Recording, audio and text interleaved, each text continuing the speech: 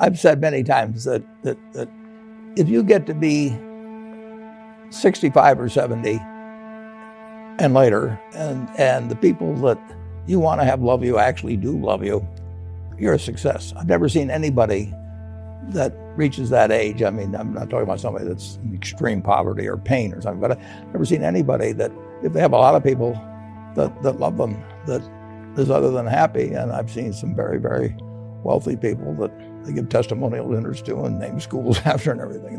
Nobody loves them. By far the best investment you can make is in yourself. I mean, for example, communication skills. I tell the students that come that they're going to graduate schools and business, and they're learning all these complicated formulas and all that. If they just learn to communicate better, both in writing and in person, they increase their value at least 50%. I mean, if you can't communicate, somebody says, it's like winking at a girl in the dark. Nothing happens, basically. And you have to be able to get forth your ideas, and that's relatively easy. I did it myself with the Dale Carnegie course. Some people wish I'd taken a shorter course now in terms of my talking later on, but it's just hugely important. And if you invest in yourself, nobody can take it away from you. I mean,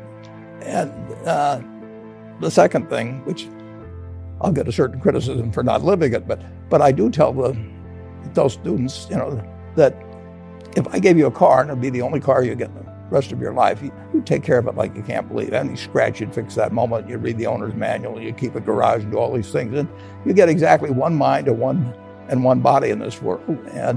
And you can't start taking care of it when you're 50. By that time, you'll have rusted out if you haven't done anything. So you should really make sure that you just remember that you just got one mind and body to get through life with and to do the most with it.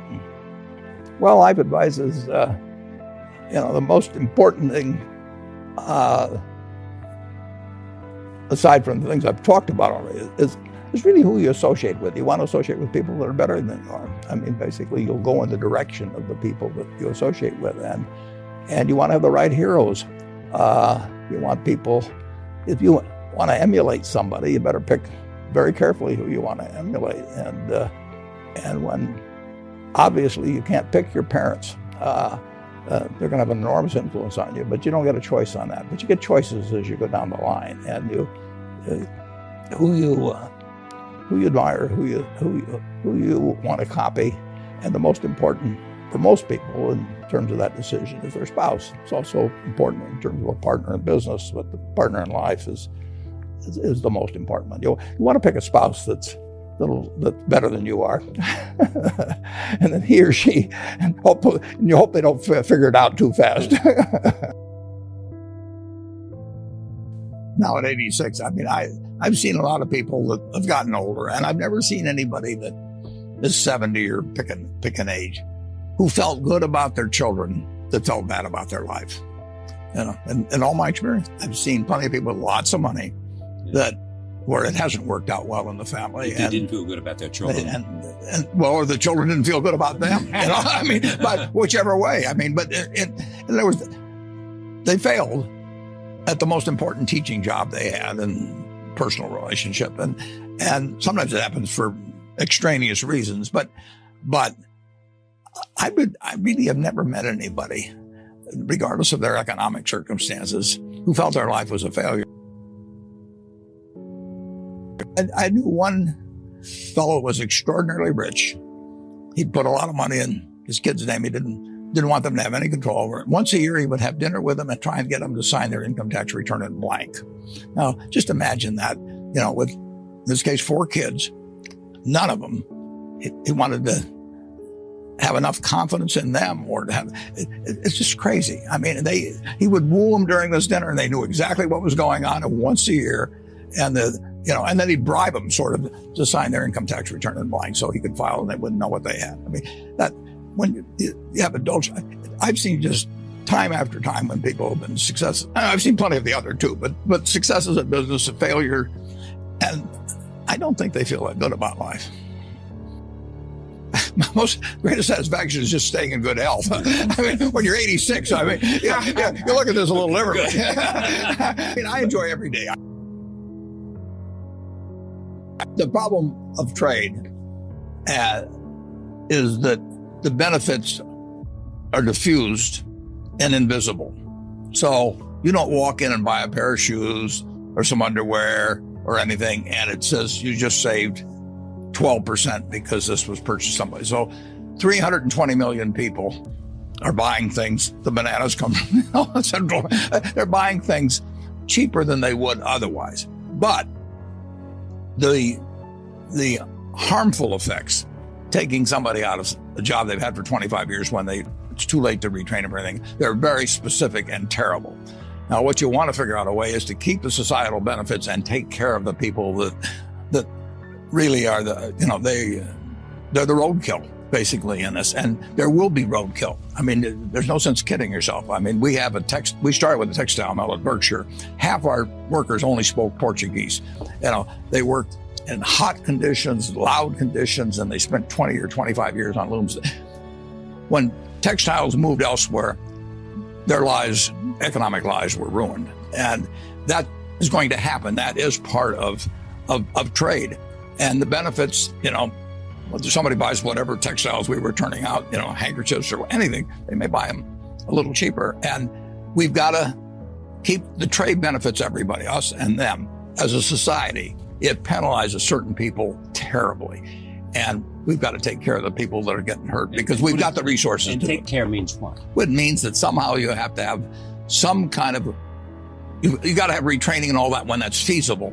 But it isn't feasible when you only speak Portuguese and you're in New Bedford and you're 55 years old and you spent your whole life on a loom. You've got to make sure that person has an income that's commensurate. We can do it as a society, and we don't want to let the individual case prejudice against trade benefits everybody, but we also don't want to say because everybody's benefited, to hell with this guy. We're rich, we can afford that, and we should do it. And that's how we'll get a good trade policy.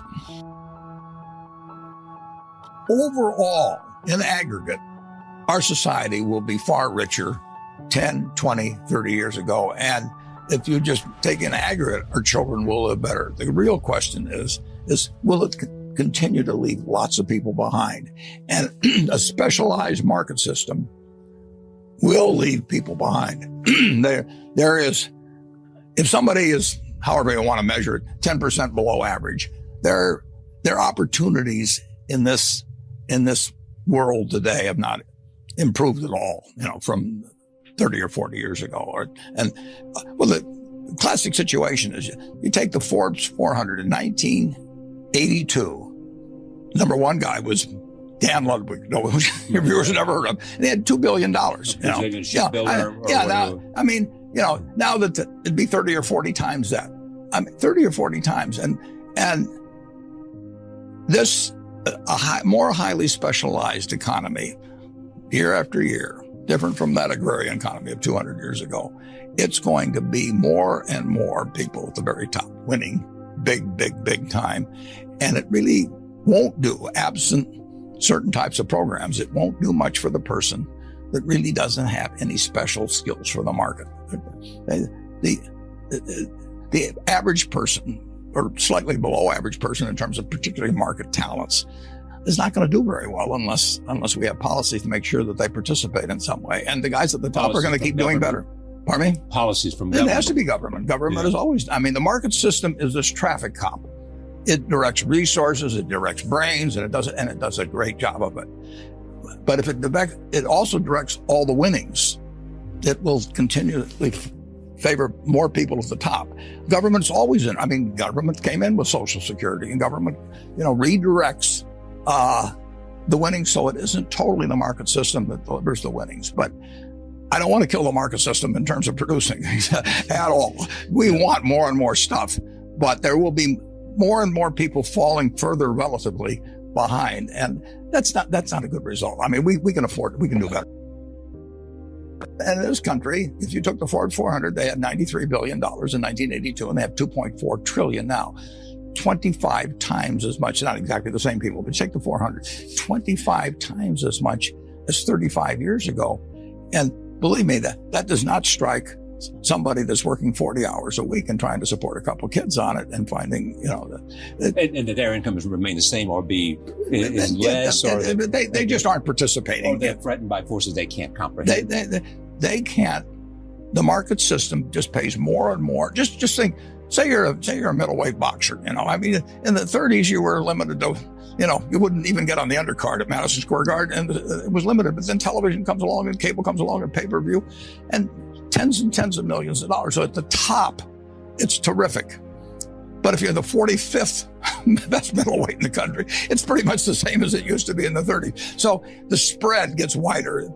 If you're Frank Sinatra, you're a lot better off if you've got television than if you just play at some theater in New York, like where you started. It's magnified, but throughout. I mean, if you've got a good business idea, you can get it capitalized and become worth billions just on the idea. So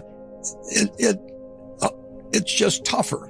Whereas, you go back to 1800, and if you were reasonably strong and willing to work hard, you were worth 90% as much on a farm as the very best guy. It just, the differential, and it'll keep widening. The market system will push it in that direction. But government is there to. What would you change if you could? Well, I would change the earned income tax credit big time. Yeah. I am where I am. Not by myself at all. I mean, there's 320 million Americans out there, and there's a lot of crosses over at Normandy and everything else, I benefit enormously by having come along when I came along and where I came along.